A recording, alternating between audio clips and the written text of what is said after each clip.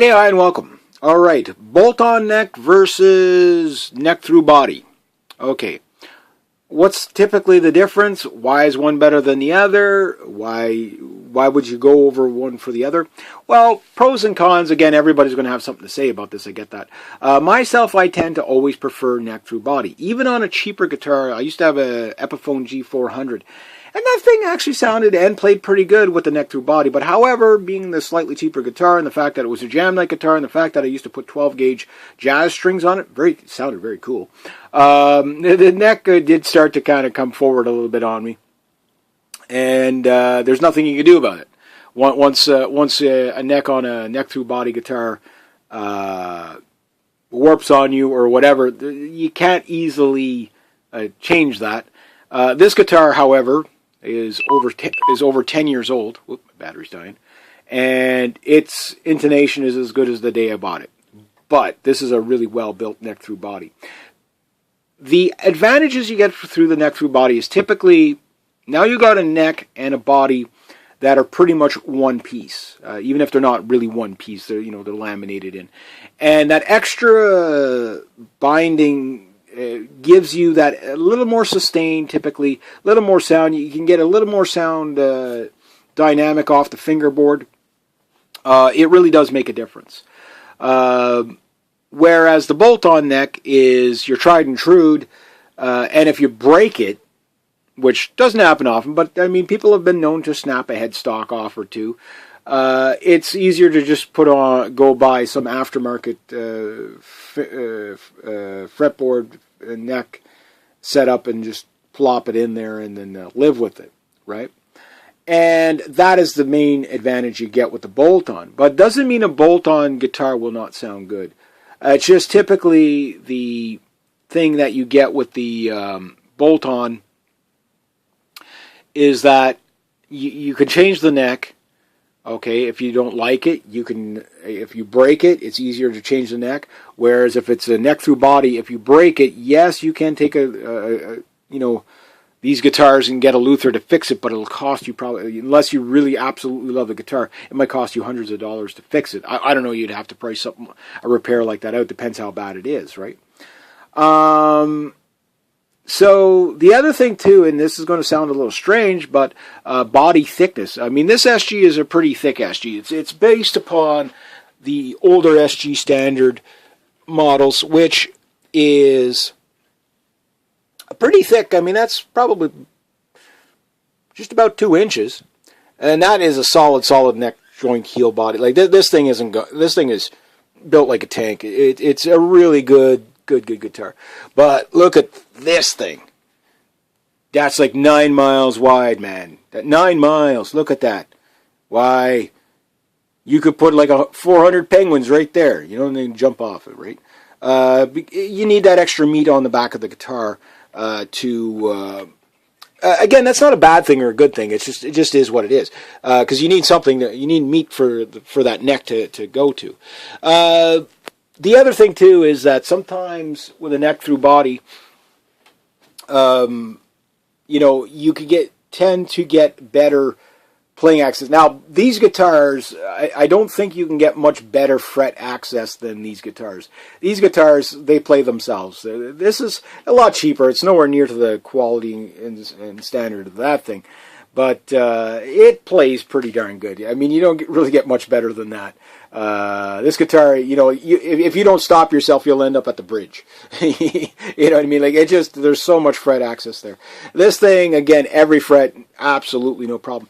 But the neck through body just seems, it's not that it's harder or anything like that, but your thumb is comfortable when you get down to the heel of a neck through body, where it just feels like it's just so smooth, It's just so smooth, and I just really like it.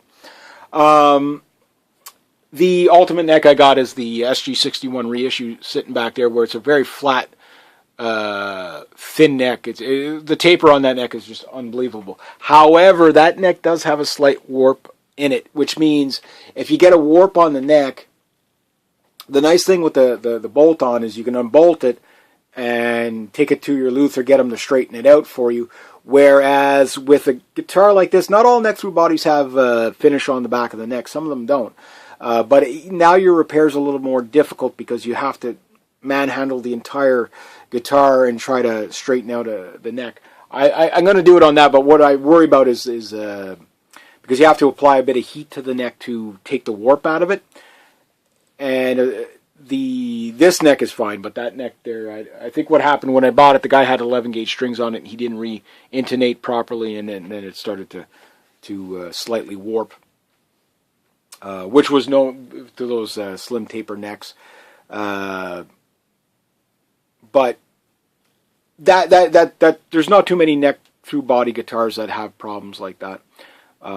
Usually that's accounted for in the design, but back in 1961, they might not have thought about that. You got to understand, this guitar is based upon fairly accurately. It's not 100% accurate to the 61 reissue or to the 1961, but it's pretty close. And if you want to look at a very thin guitar, I mean, this thing, why? Look at how thin that sucker is. I mean, this is a very thin. This profile is thinner than that one. This is an amazing neck. But I got a slight warp here. Not a deal breaker, but there is a slight warp here. And to put the heat here to bend it back is going to be a little bit more tricky. I might get somebody more experienced to do it than me. But again, very incredible guitar to play.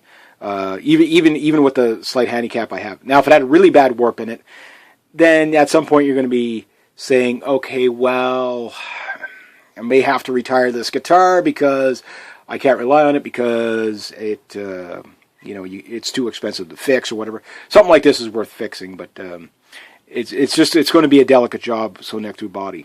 But this guitar in 61 was probably even slightly thinner than what this is right now, and it was one solid piece of mahogany neck and body together. So there wasn't even a tenon in there. As far as neck through bodies folding up on you, doesn't really happen that often. It's neck through body is great. So with the neck through body, again, you get a little bit of a tone advantage. Aesthetics is subjective. You get the other advantage of it's the playability up at the heel typically, and of course modern guitars, they're not built as razor thin as the 61 reissue. They're usually as thick as this one or thicker.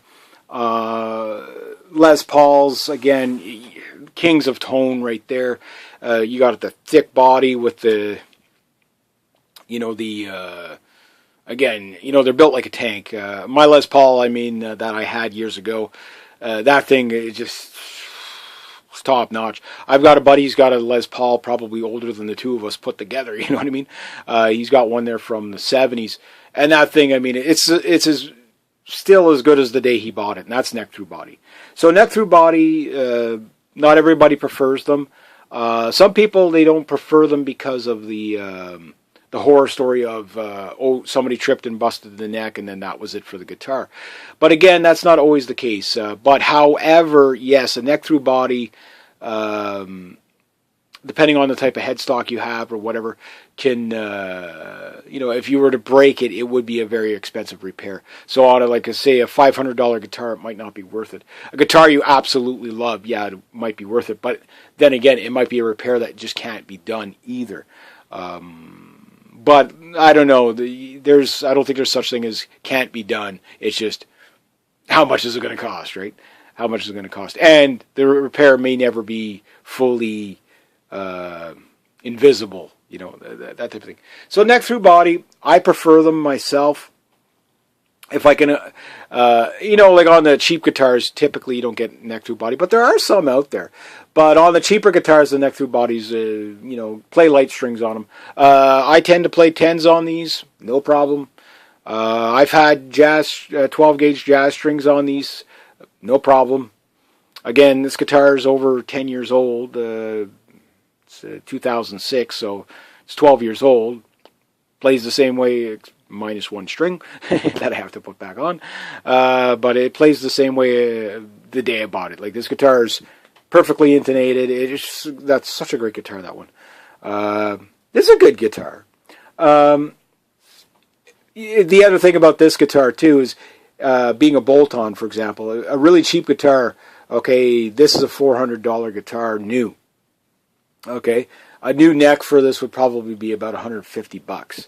A used one maybe 30 to 50 if you didn't care what you put on there, put a Stratocaster neck on or whatever. The guitar, like, would it even be worth fixing up? I don't know. You know, unless you really, really liked it.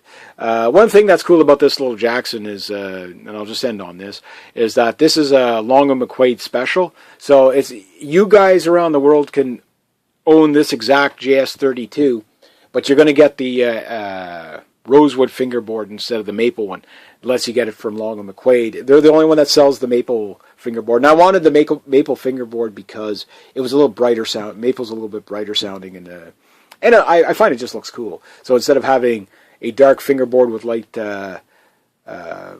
inlays in it, I got the light with the dark inlays, and I just think it's kind of cool. Yeah, I like this little guitar. It's a fun little guitar. Can't wait to take it out to a jam night and rock people's face off with it. This is different. I will take this out in front of crowds. There's no doubt about that. But I just want to be sure of the venue I'm bringing it to, the security detail. That's the problem with the expensive guitars, is you never want to take them anywhere because you're worried about them getting stolen. I'm more worried about them getting stolen than knocked over and broken and stuff like that. But it can happen to anything, and that's some of the advantages and disadvantages. Yeah, I'll just leave it at that. So, yeah, there you go. So make sure you hit that subscribe button, the like button, the share button, and put in your 2 cents. If you agree with me, disagree with me, or thought I missed something, by all means say it down below. Next to that, have yourselves a great day, eh?